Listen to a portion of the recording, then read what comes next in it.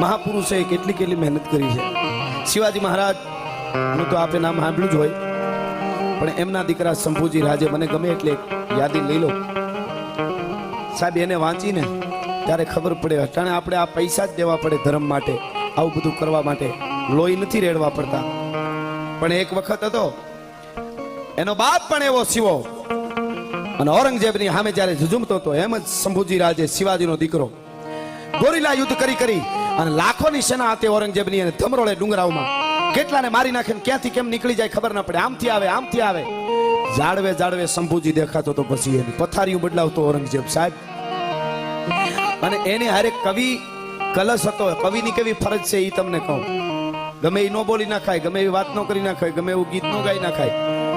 હજારો માણસો ચાહતા એનો અર્થ એવો નથી ગમે એ પાટે ચડાવી દે સાહેબ. સાચું કેવું જોઈએ, સારી વસ્તુ આપવી જોઈએ. પણ ખેર મૂળ વાત ઉપર આવું સાહેબ. કવિનો અને કલાકારોનો, સાહિત્યકારો કથા આમની ફરજ આવે છે સાચી વસ્તુ કેવી, એ બહુ મોટી વાત છે ને સાહેબ. કવિ કલશ હતા એની હારે.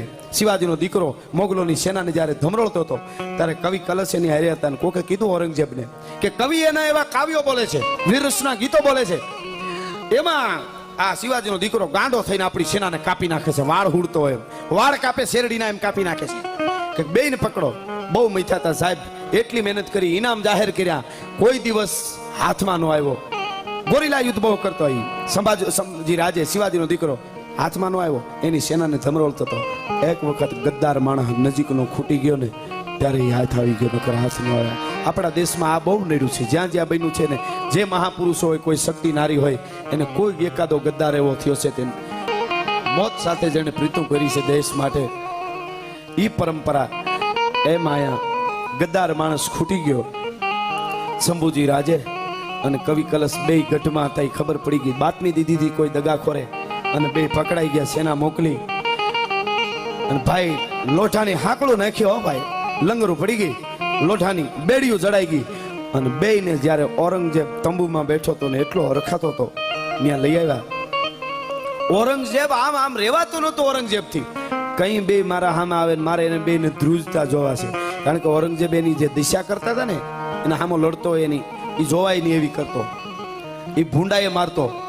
ઔરંગઝેબ શું કહેતો હતો કે હવે શિવાજીનો દીકરો શંભુજી રાજે અને કવિ કલશ મારા સામે આવે, એને ધ્રુજતા ને બીતા મારે જોવા છે. મરતા પહેલા મારાથી કેવા બીવે છે એ જોવાય. તંબુમાં રાહ જોતો હતો અને હાકડું લાગી ગઈ લોઢાની. અને બે કવિ કલશ ને આવતા હતા. શંભુજી રાજે શિવાજીનો દીકરો પણ ઠાણાના ખાકડું થતી આવે. ઈ એની મૂછું શિવાજીના દીકરાની, ઈ એની આંખું જાણે બે હાવ જ વહી આવતા. એમ કવિ કલશ ને શંભુજી રાજે આવતા હતા. ઔરંગઝેબે સિંહાસન ઉપરથી આમ જોયું, પણ વાય ફરકે મુસડિયું અને રિયણ જબુકે દંત જોઈ લો પટોળા વાળ્યું. આ તો લોબડિયાળીનો કંથ ભાઈઓ, હાવ જ જાણે વયો આવે. એ આવતા જોયા અને જોતાની હારે ઔરંગઝેબ થી બેહાણું નહીં. સિંહાસન ઉપર ઔરંગઝેબ ઉભો થઈ ગયો. અને उभो થઈ ગયો એટલે કોઈ કીધું जहाँ पे आप तो बैठे हो ऐसे क्यों कर रहे हो, उसको मान दे रहे हैं आप क्यों खड़े हो गए? तो कि उसको कोई बताओ मैं औरंगजेब हूँ, मुझसे डरते क्यों नहीं है वो मुझे देख के ध्रुजने लगने चाहिए ना, थरथराने लगने चाहिए. वो डरते क्यों नहीं? मैं उसका क्या हाल करूंगा पता है उसको बताओ मैं औरंगजेब हूँ. कभी मरक दांत काटतो शंभुजी राजे बोलो तो तू नहीं, तारो बाप आवे ने औरंगजेब, तारो बाप कदाच शाहजहां आवे ने અને એનો બાપ આવે તોય શિવાજીનો દીકરો ધ્રુજે નહીં. શું વાત કરે છે તારી ત્રેવડ છે, તું મને ધ્રુજાવી હે કે મારી અંદરની દુનિયા ડગે નહીં કોઈ દી. અને પછી કવિ કલશને આ કટાર રાખવામાં આવી. મિત્રો શું કવિએ ધર્મો બજાવ્યા છે. કવિ કલશને આ કટાર રાખી અને પછી ઔરંગઝેબે કીધું, કોકે કીધું કે આ બહુ દુઆ બોલે છે આના વીરરસના, એટલે આ લડતો તો શિવાજીનો દીકરો. અહીંયા કટાર રાખી. કટારની ધાર કેવી હતી કે આમ ઊભી કટાર રાખી, આમ એના ઉપર તમે રૂની વાટ આમ કરી અને કટાર ઉપર આમ મૂકી દો અને રૂની વાટને ફૂંક મારો ને તો એ રૂ આમ ગોથું ખાય ને ત્યાં બે કટકા થઈ જાય. આવી ધારવાળી કટાર હતી ભાઈ, ગળે રાખી ઔરંગઝેબે કવિ કલશને એના માણસોને કીધું એટલે અહીં રાખી. અને પછી કીધું કે લે હવે દુઆ બોલ, ખબર પડે. આમ કટાર રાખી કે હવે બોલ લે શિવાજીના દીકરાના શંભુજી રાજાના દુઆ ગા. દુઆ ગા કીધું. આમ કરીને આમ જોયું કવિ કલશે, ત્યાં તો ઉતરી ગઈ કટાર. લોહીનો અહીંથી હેડ ફૂટી ફુવારો ભાઈ, લોહીનો ફુવારો છૂટ્યો તોય બે હામામાં દાંત કાઢતા હતા. હામામાં હતા તા કવિ કલશ ને શંભુજી રાજે બોલ દુહો, અને તેદી કવિ કલશે દુહો કવિતા કીધી દુહો કીધેલો કે યાવન રાવણ કી સભા અને બાંધ્યો શંભુ બજરંગ. તા તો લોહીનો ફુવારો છૂટો અહીંથી પાયો. હે ઔરંગઝેબ, યવન રૂપિયા રાવણની સભા અને એમાં શિવાજીનો દીકરો શંભુજી રાજે બાંધ્યો છે ને, એ રાવણની સભામાં હનુમાનને બાંધીને લઈ આવવા એવો મને શિવાજીનો દીકરો હટાણે લાગે છે. યાવન રાવણ કી સભા અને બાંધ્યો શંભુ બજરંગ, તવ તપ તેજ નિહાર કે તખત તેજો અવરંગ. હે શિવાજીના દીકરા શંભુજી રાજે, તારું તેજ એવું છે ને, એ તારું તેજ જોઈને ઔરંગઝેબ દીકરો સિંહાસન ઉપર બેહી ન ગયો, એનાથી ઊભું થઈ જવું પડ્યું, એનાથી આટલી વાત થઈ. કટાર ઉતરી ગઈ, એને મારી નાખ્યું કવિ કલશને. હવે મિત્રો કોક દી એકલા હો ત્યારે ખાલી વિચારજો, મારાના તમારા ધર્મ માટે, જે હિન્દુ ધર્મ માટે હું તમે આજે છીએ, એના માટે શું કર્યું છે આ માણસે. કવિ કલશને તો મારી નાખ્યો.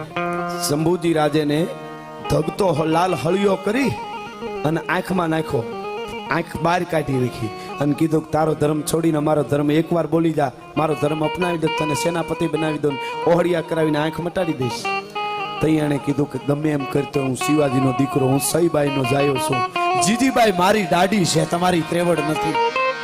સઈબાઈનો દીકરો છું. મિત્રો કોક દી એકલા હોત એ વિચારજો, ધગતો હળિયો આંખમાં નાખ્યો. અટાણે વાતો આપણે કરવી હેલી રાયડું ફાટી જાય તરત. 5 દી પછી બીજી આંખ ફોડી, બીજા 2 દિવસ પછી બધાએ આંગળીઓના નખ કાઢ્યા. અને જ્યારે જ્યારે આવું કરે ત્યારે કે એકવાર અમારા ધર્મનો જઈને તારા ધર્મ છોડી દીધો છે એટલું બોલી જા, તો બને નહીં એટલું જ શબ્દ બોલતો હતો. પછી આંગળીઓ કાપી, કાયદેસર હુડી લઈને આંગળીઓ કાપી. તમે શરીરનો ઘા કરીને આમ આંગળી કાપો ને એટલી પીડા ન થાય, પણ જેમ દાંતણ કાપતા હોય એમ હુડીથી આમ કાપો ને એ પીસાઈને કપાય, એ બહુ અઘરી. આંગળીઓ કાપી, બીજા દિવસ પછી 2 દિવસ પછી પગની આંગળીઓ કાપી, હાથ કાપ્યો. શરીરના અંગ કાપતા જાય ને કેતા જાય, કાપતા જાય ને કેતા જાય. સાહેબ 42 દિવસે મૃત્યુ પામ્યો તો પણ હિન્દુ ધર્મ નહોતો છોડ્યો. એ તમે કલ્પના કરજો.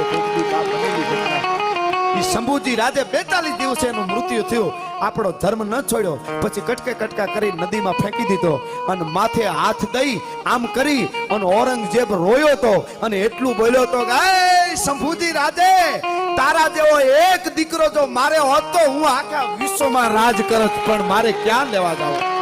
તારા જેવો એક દીકરો તો આખા વિશ્વમાં રાજ કરું, પણ મારે ક્યાં લેવા જાવ. તારા જેવો દીકરો.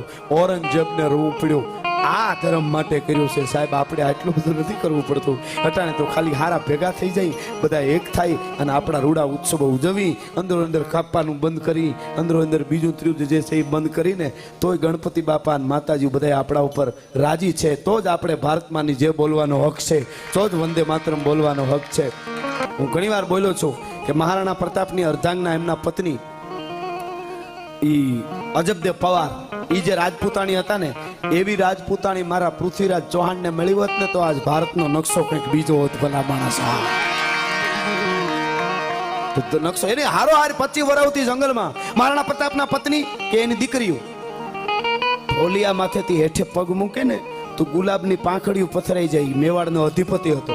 ઈ પરિવાર સ્વાભિમાન ભારતનું આપણું હિન્દુત્વ બચાવવા માટે 25 વર્ષ સુધી વગડામાં રખડ્યા, પણ અકબરને સલામ ન કરી.